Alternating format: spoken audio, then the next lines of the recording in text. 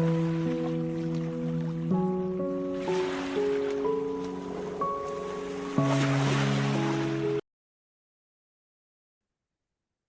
morning. Welcome to the King's Report News Hour.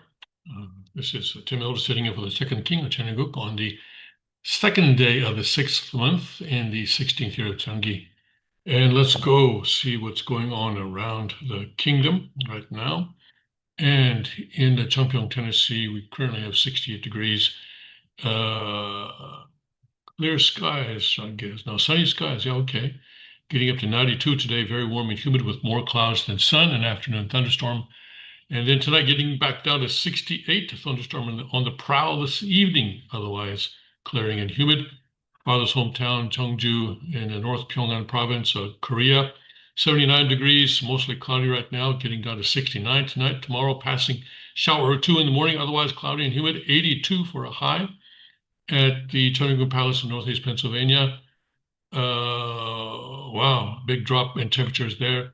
72 and partly sunny currently, and then getting up to, well, 76.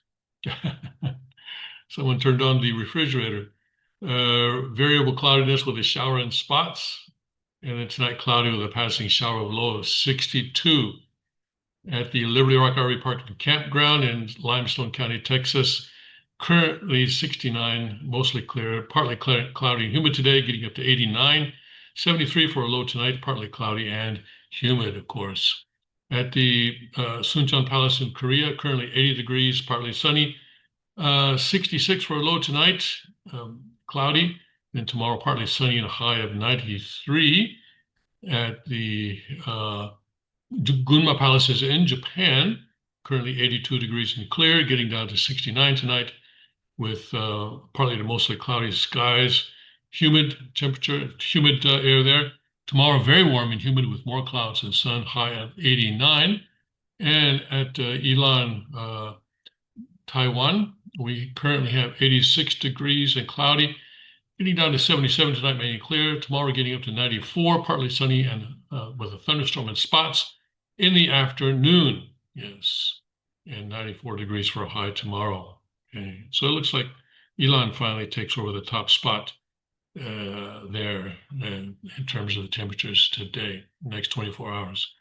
All right, let's go to Father's Word, and I'm in the book on the restoration of the true God's homeland, chapter 4, and speaking October 3rd, 1988, said from now we need to go into our hometowns, our homelands, and our hometowns, and establish lighthouses. Lighthouses, you know, the ones that go round and round.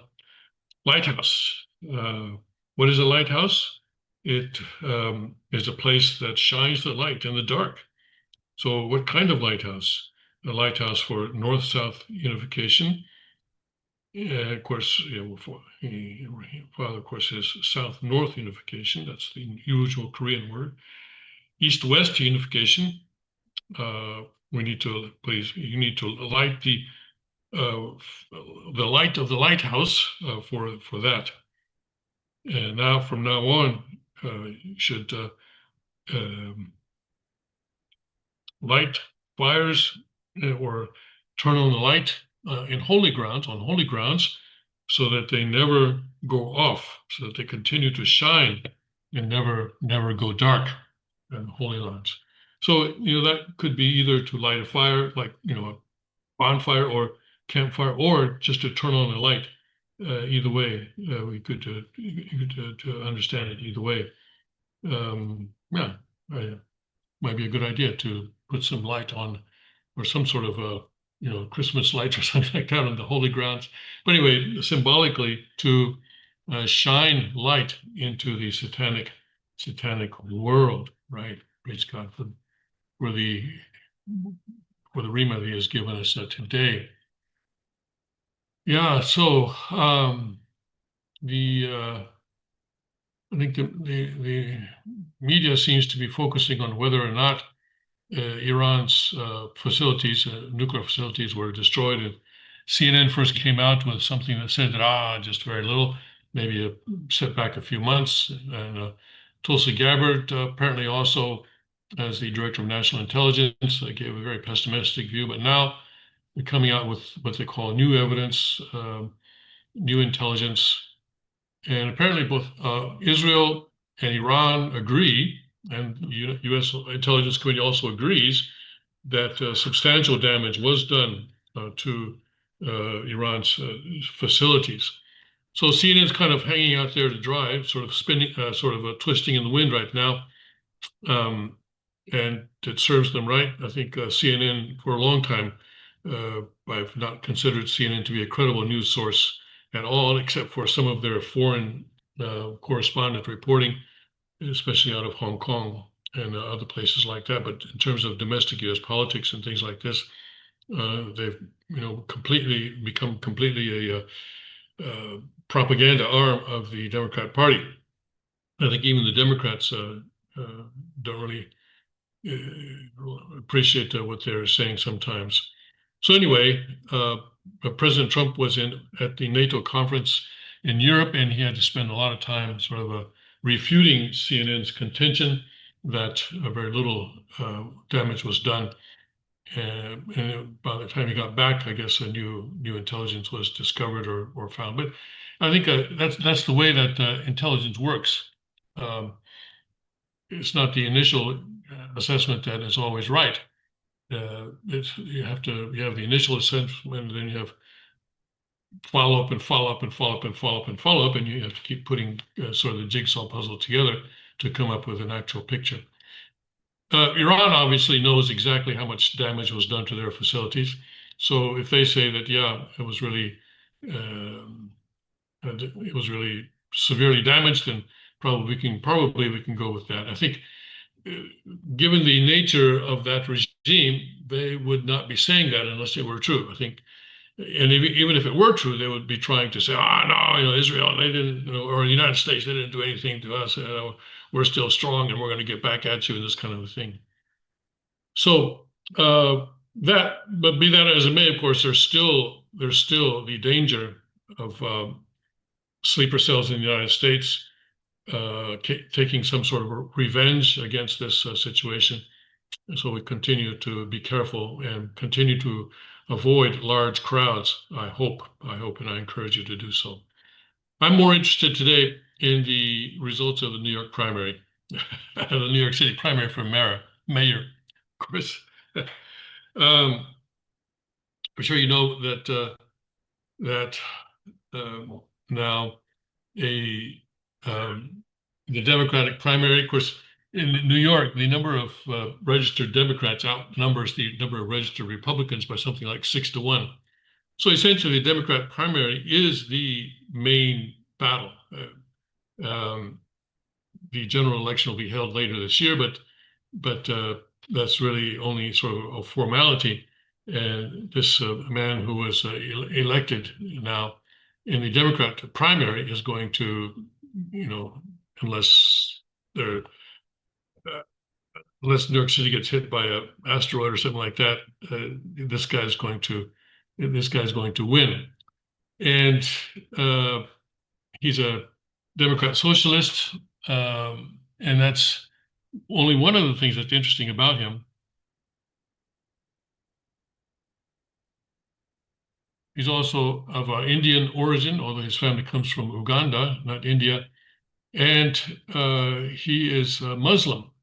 And so in India, Muslims are a minority, but we say minority, but still there are 200 million of them in a population that is well over 1 billion, of course. But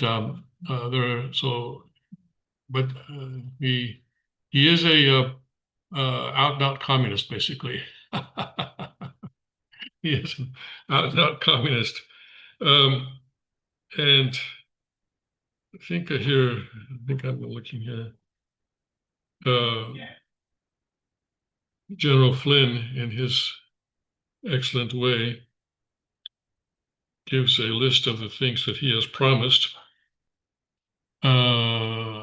Here, some of the things Islamic Socialist New York City mayoral candidate Zoran Mamdani has previously called for: abolishing the New York Police Department, abolishing prisons, abolishing medical bills, abolishing private health insurance, banning all guns, legalizing sex work, safe injection sites, ending cash bail, decriminalizing drug possession, ending sentencing enhancements, ending all cooperation with ICE. And then General Flynn says Islam is not a religion, it is a political ideology that masks itself as a religion. I have never wavered from this issue. And he says, wake up, America. Yeah. So we'll see what happens. The man will not actually become mayor until, I guess, after the general election. I'm not sure what exactly the date is, but perhaps January 1st or something like that. I don't know. Okay.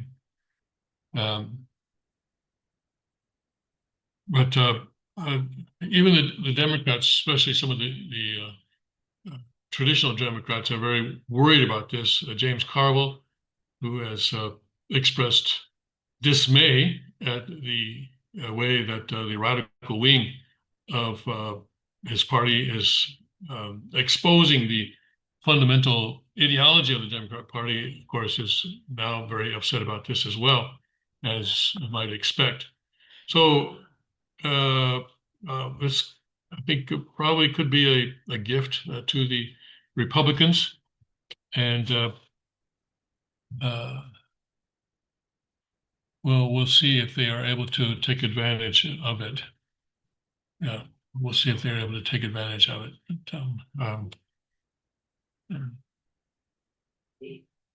That story, but I don't see it. Okay. All right, so we'll see how that develops over the coming months, probably about years.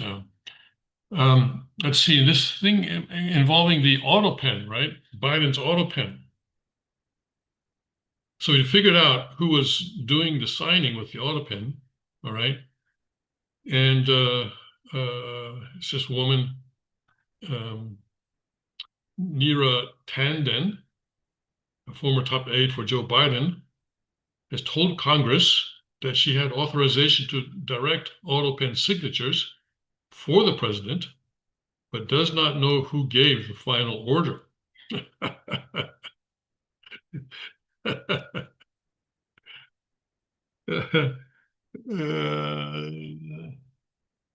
Sounds like an excuse to me.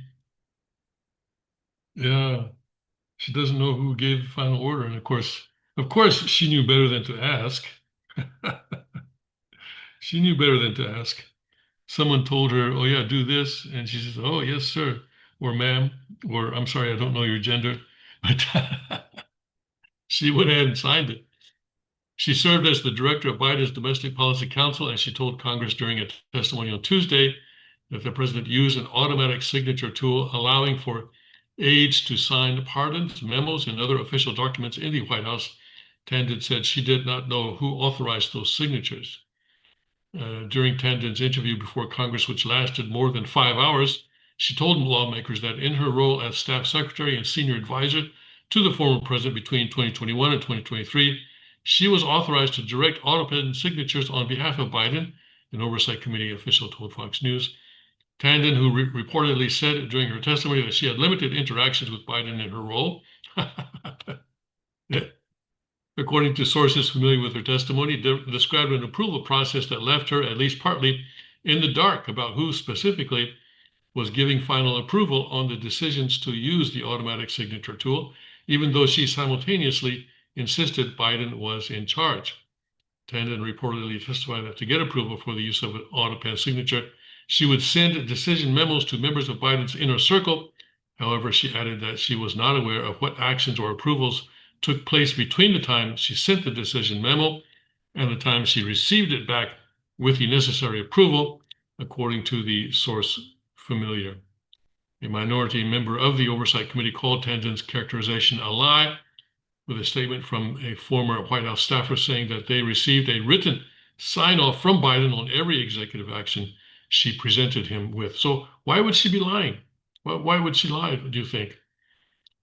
Any other characterization is a distortion of the testimony to intimate that Neera Tanden said President Biden did not approve every single presidential decision and sign off on every executive action coming out of the White House is a lie, et cetera, et cetera. But she said, "Well, I guess we have it secondhand, don't we? We have it from a source familiar with her testimony that she's not aware of who gave the final decision, although it should have been the president in every case, but she's not aware. Well, we'll see. Maybe I don't know. Maybe the Republicans are making something up, but uh, sounds pretty strange to me. Very strange, very strange, very strange. Yeah, very strange. All right, let's see here. Um, uh, let's go to the Epoch Times just because I'm really disappointed in Epoch Times because, at least the Epoch Times that I'm looking at has absolutely nothing on China. And that's the reason that I would subscribe if I were to subscribe at all. Right? And again, today I see absolutely nothing on China on the Epoch Times site here. Okay. Oh yeah, here's something on China. Insider reveals Beijing's anxiety over a sudden regional shift after U.S. strikes on Iran. Okay, yeah, we can look at that. Yeah, let me share this with you.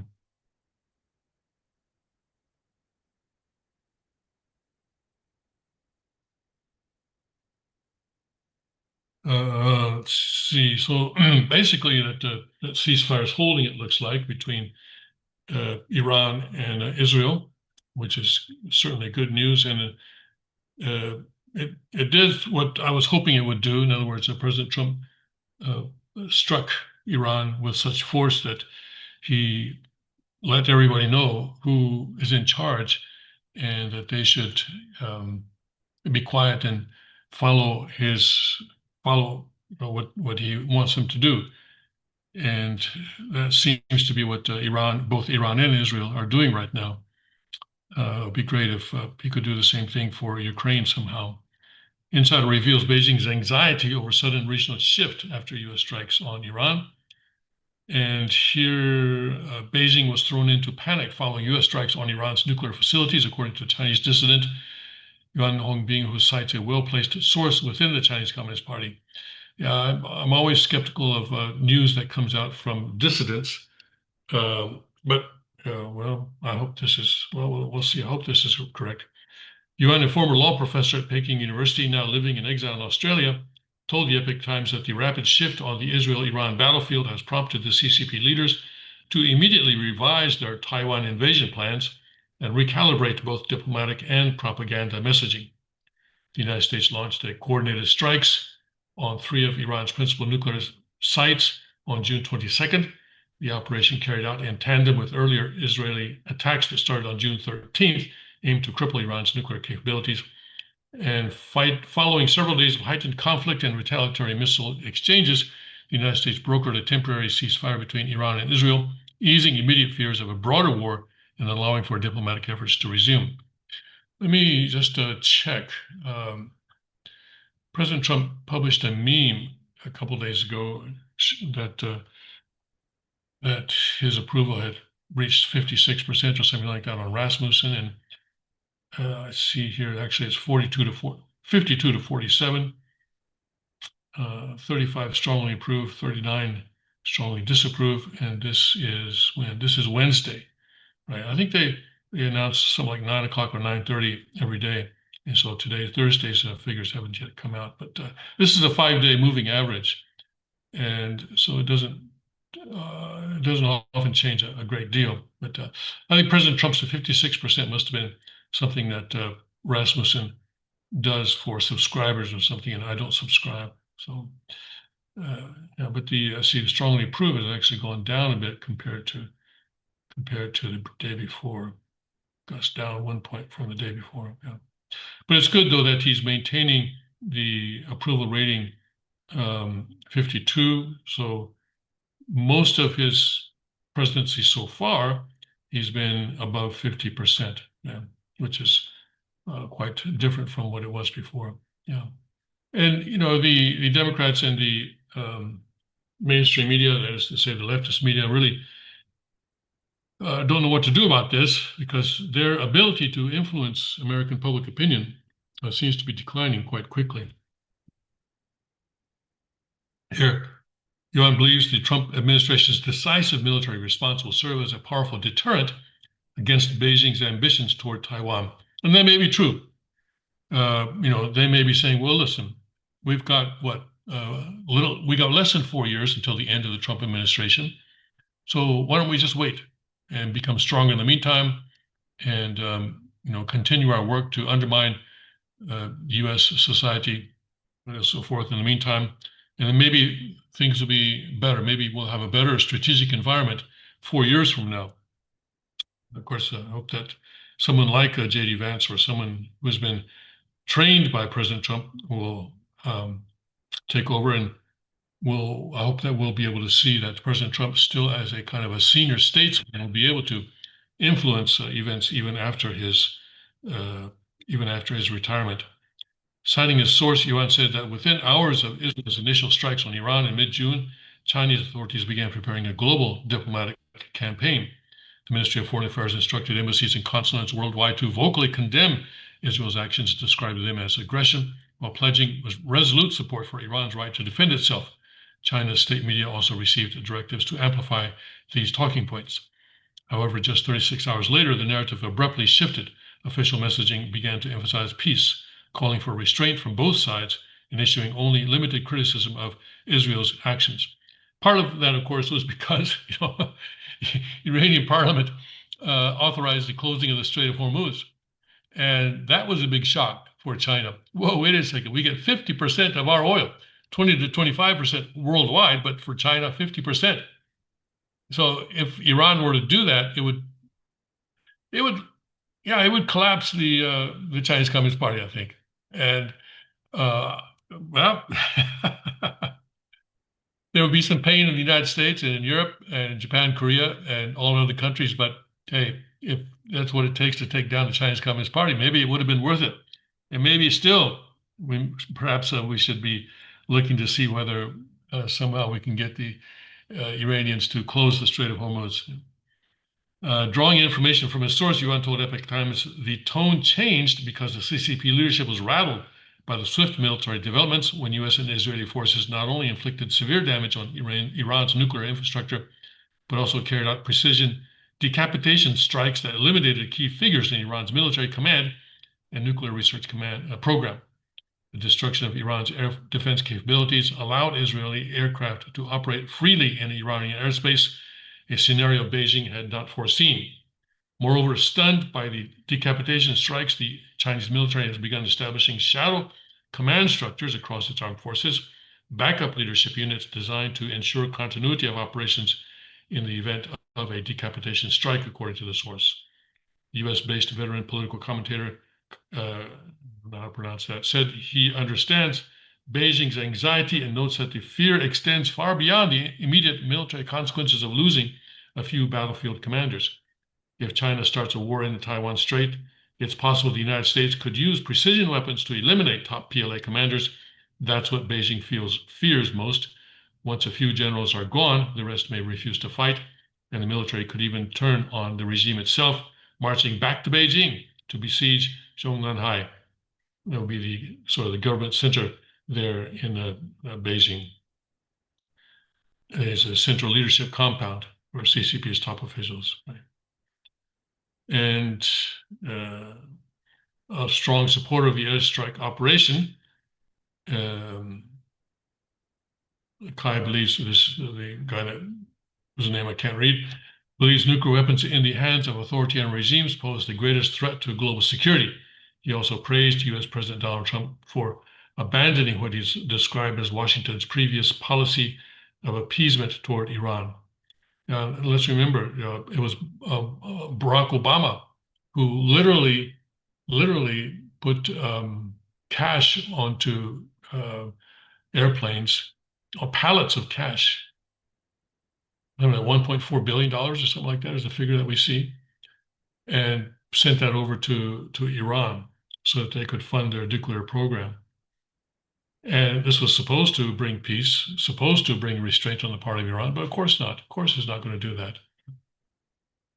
Yuan also said that parts of the Chinese military command and control infrastructure are located deep underground, and that CCP leaders were therefore deeply alarmed by the U.S. military's demonstrated ability to destroy fortified Iranian facilities with bunker-busting munitions. And it's unfortunate that the Chinese are now familiar with the capability of the U.S.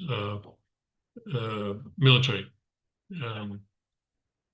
They're both sides to this. On the one hand, it scares them, maybe it scares them straight, but on the other hand, it gives them an opportunity to work around those capabilities, dig even deeper. He described the psychological impact on China's leadership as profound and deeply unsettling. Yuan believes that the deeper objectives of the joint U.S.-Israel operation is to dismantle the CCP's strategic foothold in the Middle East.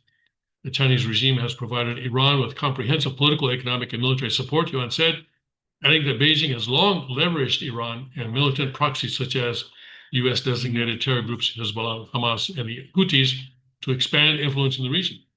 China has invested an estimated $400 billion in Iran as part of its Belt and Road Initiative and imports as much as 1.7 million barrels of discounted oil per day.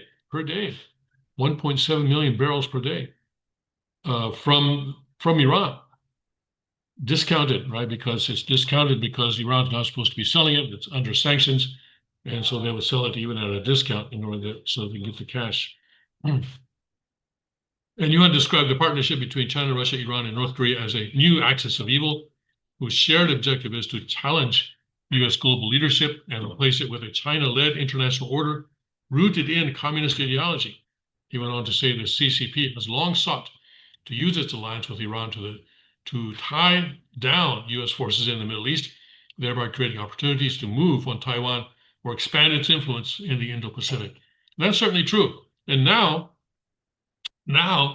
U.S. forces are not going to be as tied down as they would have been if this whole thing with Israel and Iran had continued, or if it had expanded into a wider regional war.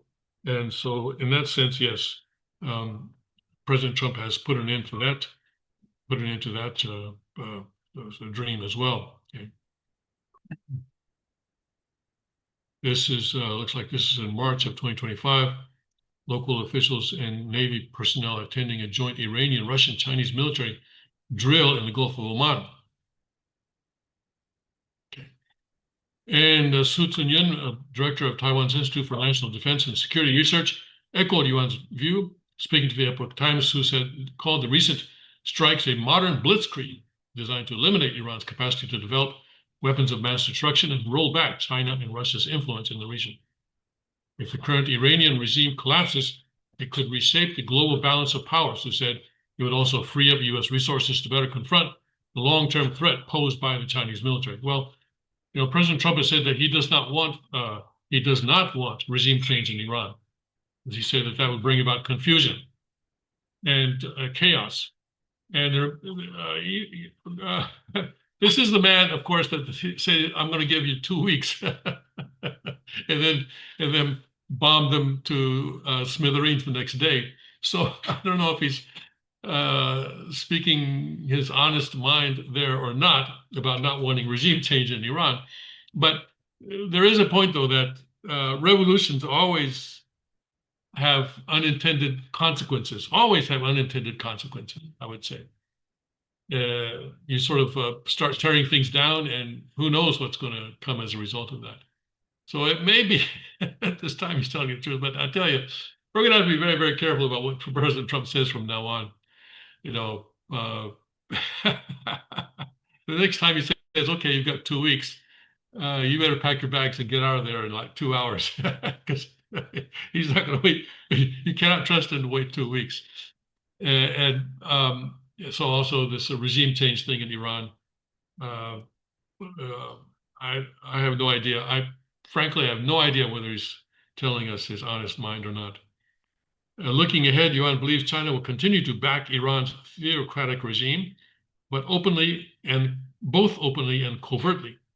It further suggests that the CCP may push Tehran to pursue 2 key objectives. Well, they don't have much choice, do they? They cannot sort of give up and pull out.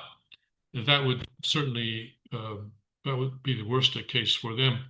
They have to sort of regroup and try to rebuild Iran's position in the Middle East, but we'll see. The first is to widen the regional conflict by trying to block key maritime checkpoints like the Strait of Hormuz and Red Sea. Well, wait a second. Really? They want to block the Strait of Hormuz? I doubt that. Forcing the United States to remain heavily engaged in the Middle East.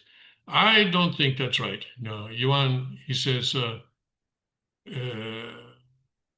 CCP may push Tehran to pursue two key objectives.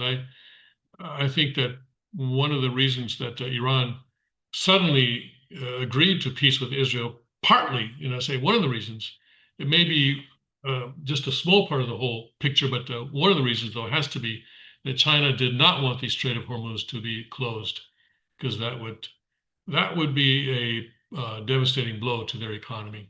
Okay.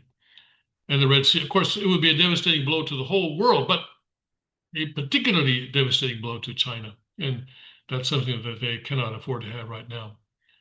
The second is to enable global terrorist attacks by backing remnants of Iran-aligned terrorist groups targeting American and Israeli interests around the world. And this I could see happening, that they will, for example, support these sleeper cells that are in the United States, who may be planning something on the order of 9/11 or something even bigger. The supreme leader of Iran threatened that Iran would retaliate with something that would be remembered for 1,000 years. Maybe hyperbole, but even if it's just 500 years, that's still pretty big. And certainly we can assume that China is going to do this, either directly or through that billionaire that lives in Shanghai and thinks he's doing everybody a favor by supporting the Chinese Communist Party. Yeah. So let's see. Backing remnants of Iran-aligned terrorist groups. That would be the sleeper cells, for example. While defense expert Su acknowledged that maritime trade may be disrupted, causing short-term economic pain, he said the strikes have broader strategic value and could lay the groundwork for a more stable and secure Middle East. Well, when was the last time the Middle East was stable and secure? I don't know. Yeah. More stable. Okay, so we're going to put the more in front of it. Yeah, okay. More stable and secure. Okay. Privately, many Arab states support the U.S.-Israel campaign against Iran, he said. And that's always the case. In private, they support, but they don't want to be seen as supporting it publicly because their populations, the street, as they call it, the street will not follow them.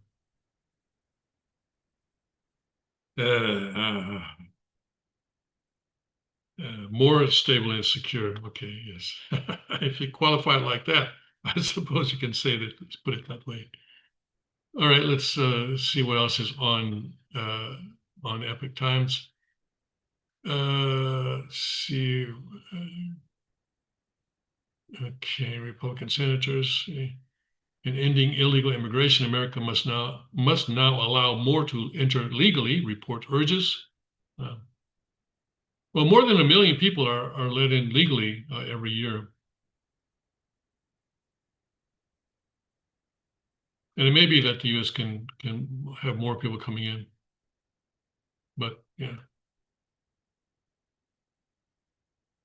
Let's see. Food Independence Summit teaches a return to self-sufficient roots. The event, which drew 5,000 people from all over the country, just wrapped up its 4th year in Ohio's Amish country, where homesteading is a way of life. Well, this is interesting. Why don't we take a look at this one?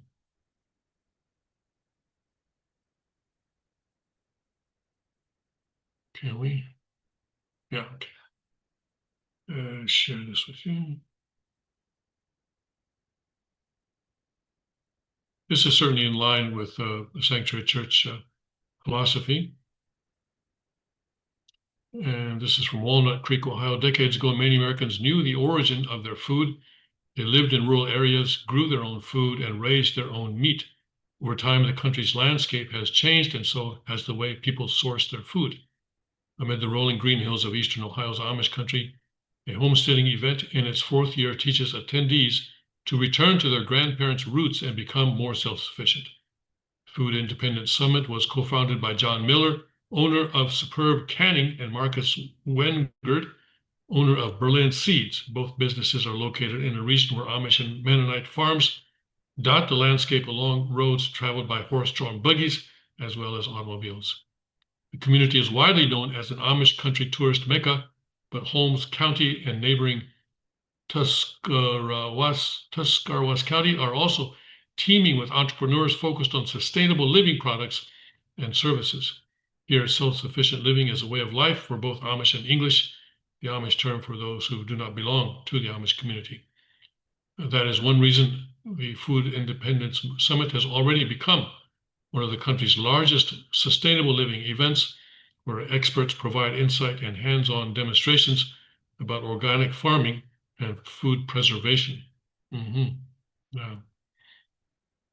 This year's event, which was held June 18 to 19, attracted 5,000 attendees from around the country. Miller told the New York Times, "This is more than just a conference, it's a movement by many who want to be healthier.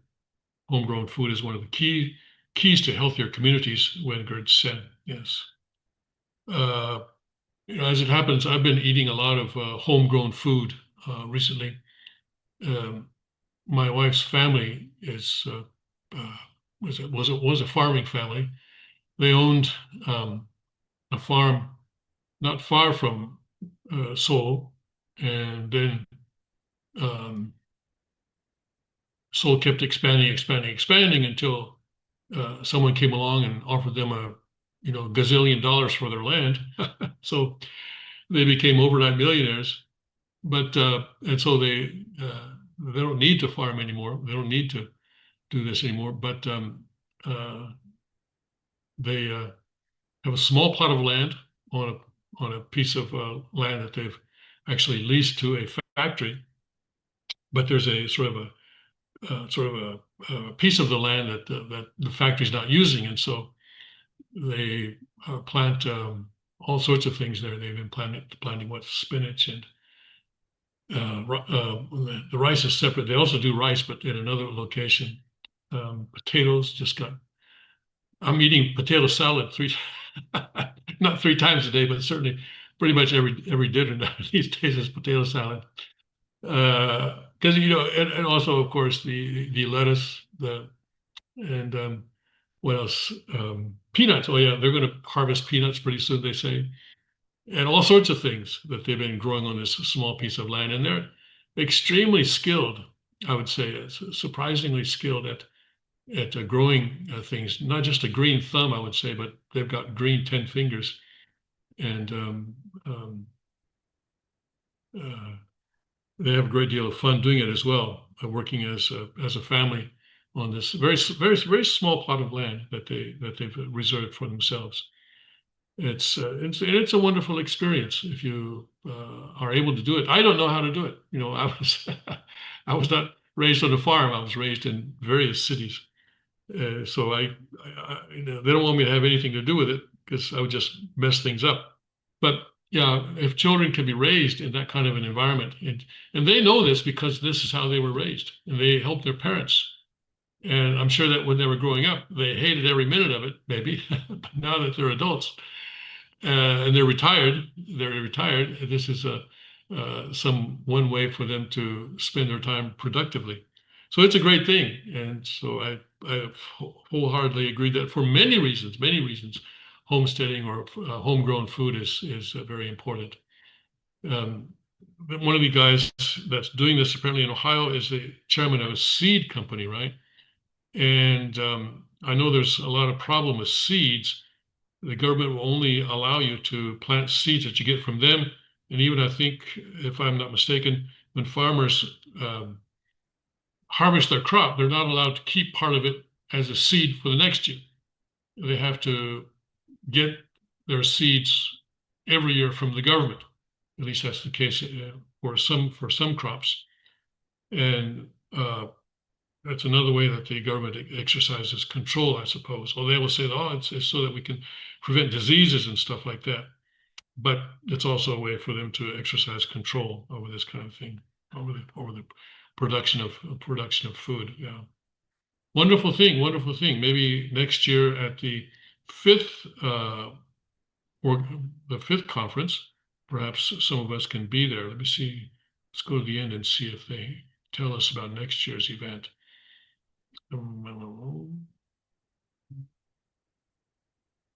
Beginners can start with a large pot that is tall enough to submerge the jars.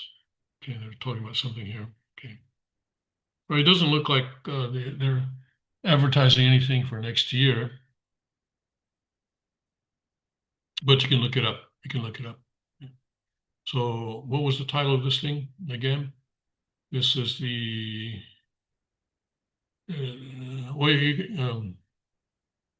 let's go back to the top. Okay. Food Independence Summit. Okay, that's a pretty easy name to remember. Food Independence Summit. Yes, very good. The Amish certainly, they may be some of the people who will survive a nuclear attack or societal breakdown because they are able to survive even in the most difficult circumstances. Yeah. Okay. Let's see now. Let's take a look at what's going on with Newsmax, shall we?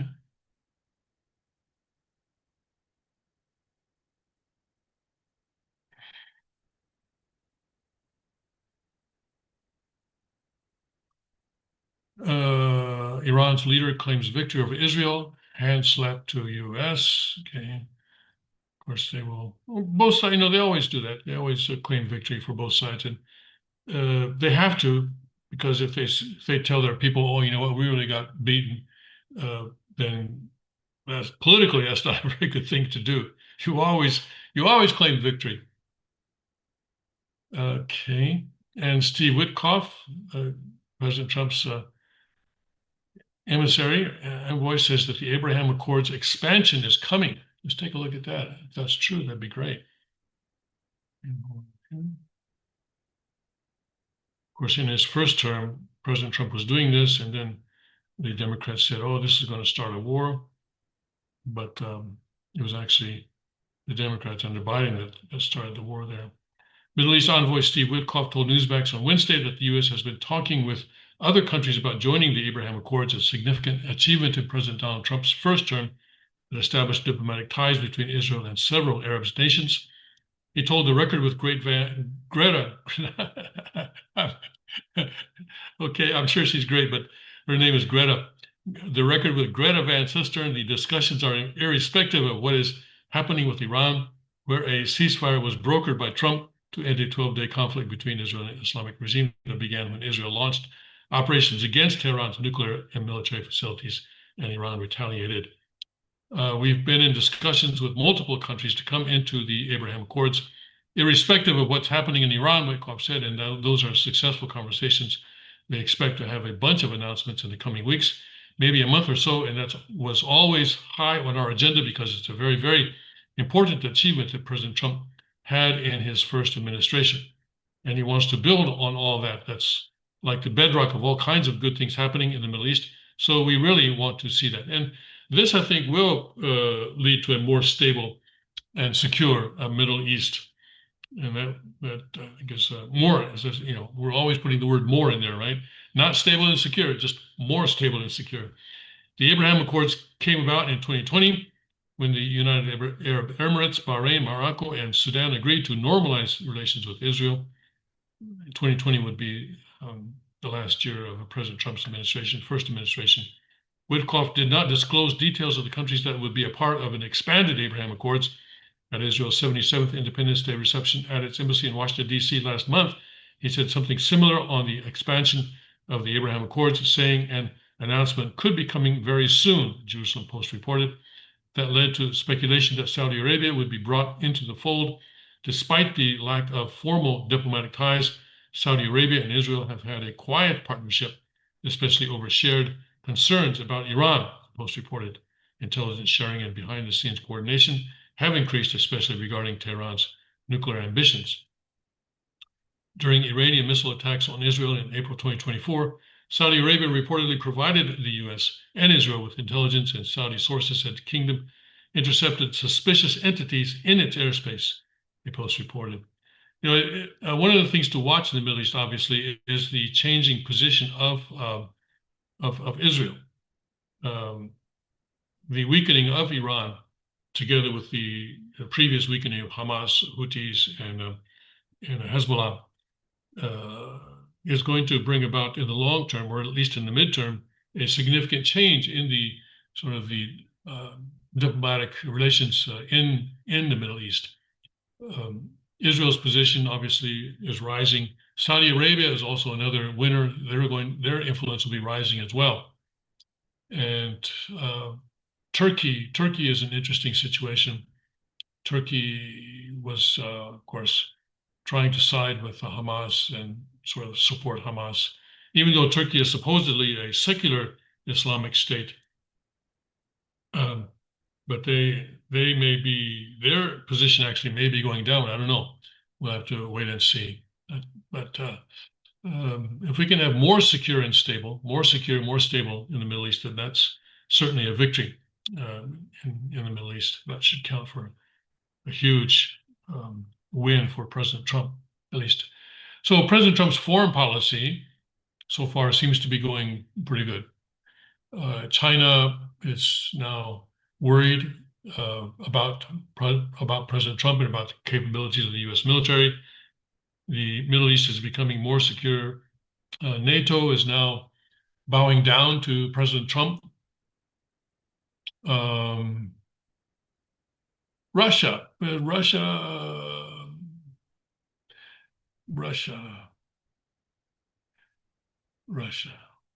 Something interesting happened at the NATO summit regarding Russia. Let me see if I can find that story. So Pete Hegseth, let's see here, U.S. Defense Secretary, at first, in private, apparently was saying that U.S. was going to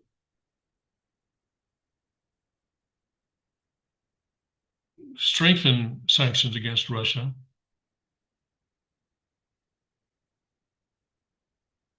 But then in public took a very different, Rubio, I'm sorry, this is not Hegseth, this is Rubio, the Secretary of State. So we're a bit confused as to what President Trump intends to do with Russia. We'll have to wait and see. But probably, though, President Trump sort of has a streak of wins going. Maybe he's going to try and continue that momentum by now going down against Russia and seeing what he can do with the Ukraine war. Rubio surprises NATO allies with softer rhetoric on Russia sanctions. Allied foreign ministers say the Secretary of State took a harsher tone against the Kremlin in private. So,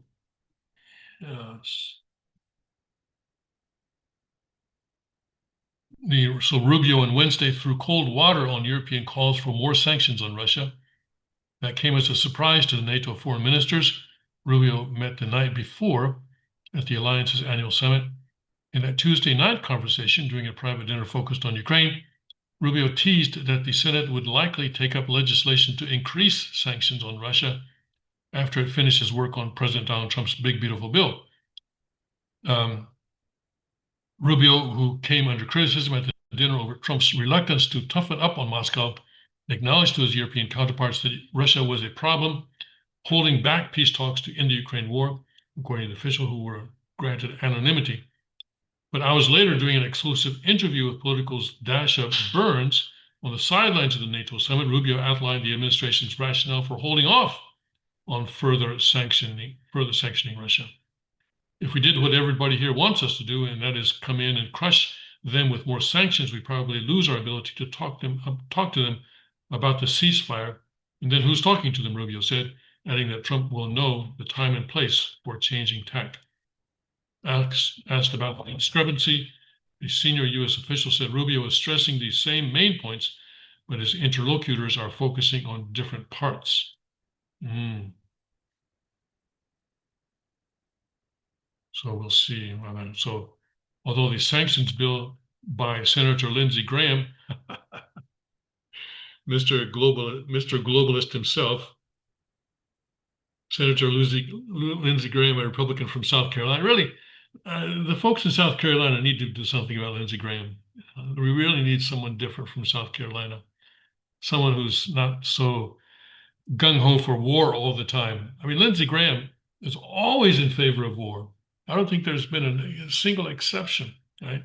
And here again, he's pushing for more sanctions against Russia. It has more than 80 co-sponsors, which is more than enough to override a potential presidential veto.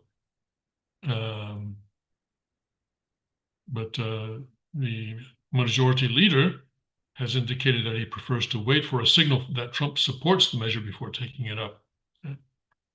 So we'll see how that. So it looks like the Senate is all ready to have more sanctions against Russia. How do we know, or do we know at all, whether the current sanctions have had an effect, or at least the kind of effect that we want? Russia's economy keeps saying that it's teetering and stuff like that, but here I see that right now, this morning, there are just two currencies that are up. I'm sorry, there are two currencies that are down against the dollar on this list. Not all currencies. No, this is not a complete list of all currencies in the world, but it's the major ones. And the Russian ruble is one of them, okay? And the other is the Chinese currency. So Chinese currency is virtually unchanged. The Russia ruble is up slightly. And everything else, the dollar is down. And well, okay, New Zealand dollar. Okay, we're up against the New Zealand dollar. Australia, okay, we're down. Pound down. Euro, we're down. These green arrows mean that the European or the euro is up. The British pound is up, and the Australian dollar is up. And here the New Zealand dollar is down. Okay? And the Japanese yen is down, which means that the dollar is up. So have the sanctions worked so far? Or is Russia finding all sorts of ways to get around it? We hear reports of how Russia is now using Bitcoin to do some international trade so as to get around the Office of Foreign Asset Control, OFAC, within the U.S. Treasury Department, that is able to restrict the use of dollars around the world. And also, Russia and China are doing some trade using Chinese currency. Not a lot of it, but at least some of it using Chinese currency. And so they're finding more and more ways to get around the sanctions. And hey, listen, God gave us all creativity, and it's up to us to decide how to use it. And Russia's using it for that purpose, to keep their economy going in the face of sanctions. And if the dollar collapses now, right, it would seem that the countries that have been placed outside of the dollar sphere will be the ones to survive. Russia, North Korea, et cetera, those countries. So I don't know. But the Senate wants to do more sanctions.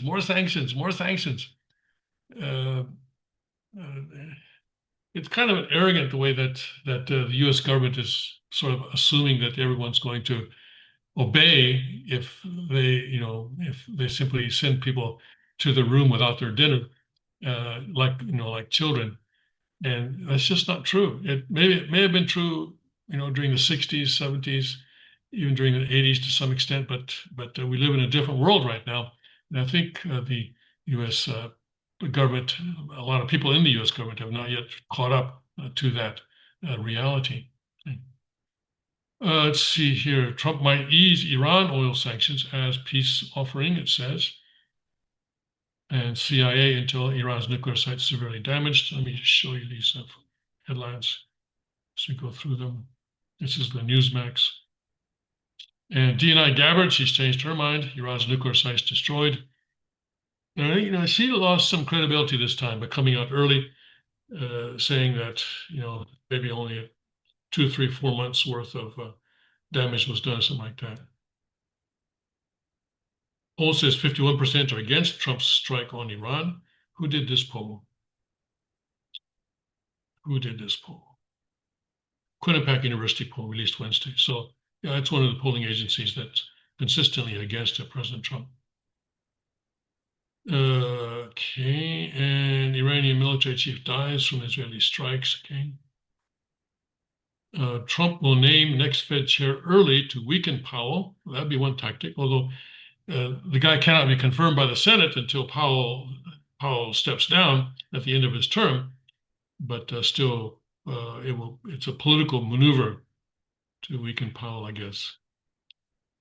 And here, the White House economist, Trump tax bill will reduce the deficit. Well, I don't know. We'll have to see. I'm very skeptical. Okay.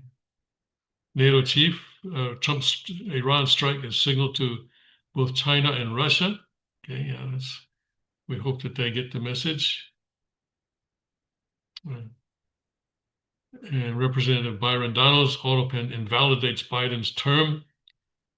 Well, that's a bit much, but certainly maybe some of the pardons can be invalidated. That'd be good. And parliamentarian, no, this is Senator Rand Paul. The Senate parliamentarian is, I think he's not elected. I think he's appointed. And he's able to go through bills and say, hey, wait a second, this is against the parliamentary rules. And he's able to cross out certain sections of bills that are being considered by the Senate. And Rand Paul is upset about that.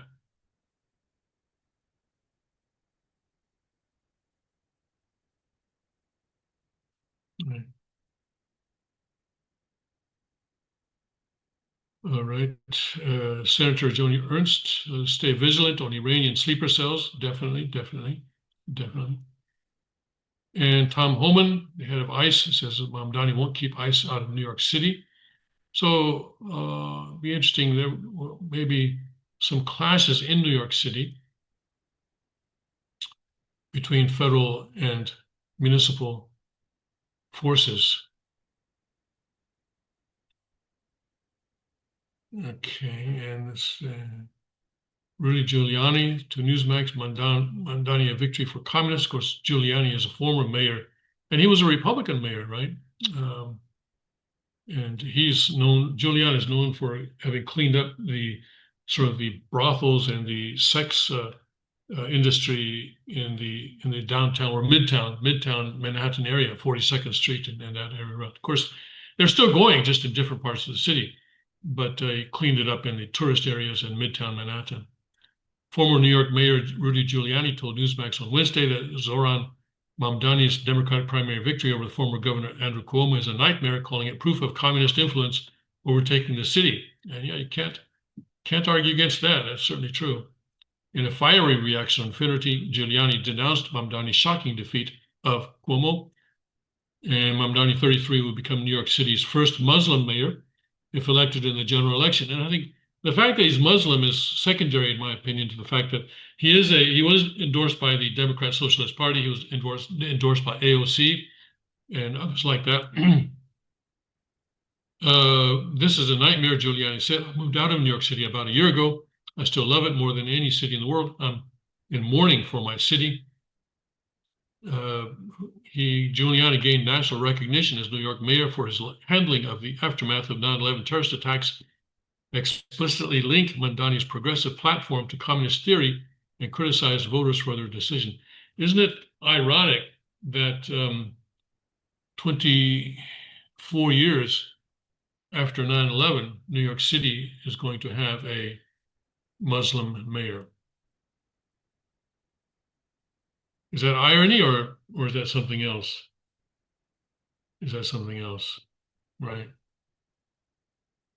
That well, shocking, I think, maybe another way to put it. If someone had said 24 years ago that New York City would have a Muslim mayor within a quarter century, well, if anybody said that 24 years ago, they probably get they get in a fight, I'm sure. Yeah, that kind of prediction would have caused a fight. And yet, here it is. It's probably reality. He's not mayor yet. He still has to win the general election, but you know, it's very, very unlikely that he will lose. This is about the most insane thing the residents of the city can do, Giuliani continued. This man, Mamdani, wants to do everything he can do to ruin our government and our civilization. It's exactly what Karl Marx wrote about 150 years ago. He is the culmination of years and years of communist influence on our city, on our schools, and on our government. Mamdani, a self-proclaimed democratic socialist representing Astoria, Queens in New York, in the New York State Assembly, campaigned on progressive initiatives, including reduced funding for law enforcement and opening publicly funded grocery stores. Publicly funded grocery stores, I guess that means free food, right? Well, at least the people who are taking the food will not pay for it. All right. Well, it looks like we're already past 9 o'clock. All right. So that's all I have for today. And New York City, I certainly sympathize with Giuliani. I lived in New York City very, very briefly, and I have no love for it. Even though that's where I met the Unification Church. But that just shows that God can work anywhere, anywhere. All right, I gotta go. And let's see, today's Thursday, tomorrow's Friday, so I'll be back tomorrow. Yes, I'll be back tomorrow, definitely. And after that, may have to play things by ear a little bit because I'm involved in something that we'll have to see. Anyway, I will let you know. But tomorrow I definitely will be here. God bless, Godspeed.